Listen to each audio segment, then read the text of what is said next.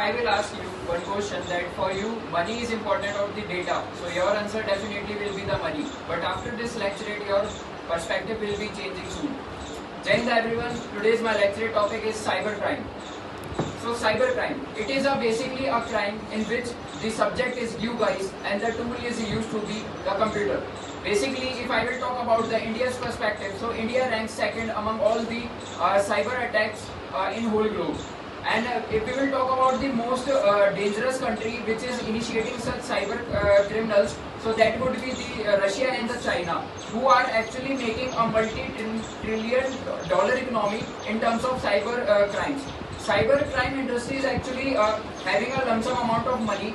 Though if on an average we see, then every day there is an average of more than 4,000 registered case in India itself about the cyber crimes.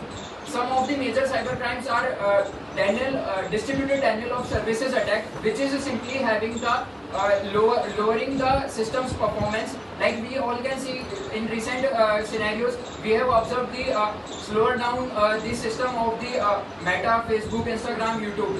This actually happens for paid initiatives from different countries to lower down the source of income for attacking someone's economic growth.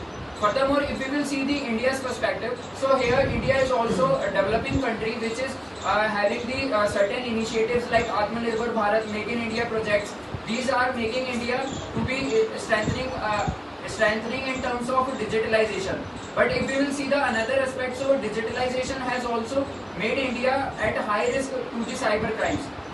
In recent cases, we have seen the major effective case about the digital arrest, which is harming a lot of people, and even though more educated people. Like there has been recent case about an MBBS doctor who has been theft more than 2 crores from a 8th class child from the USA. This is one of the biggest question mark on our education system as well, where we are having the motivation for being a healthy prospect life, but we are not getting the chance to get the knowledge about the cyber security. India is still lagging behind in the cyber security, and in upcoming years government are trying to make amendments in the IT Act 2000, which is strengthening the cyber security in our country.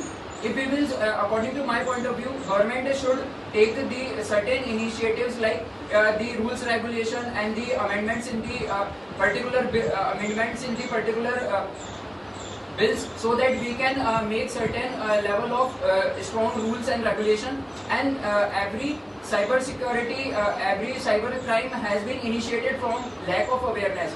So government is also initiating the large campaign across all India, so that everybody could be aware about the cyber crimes in our country.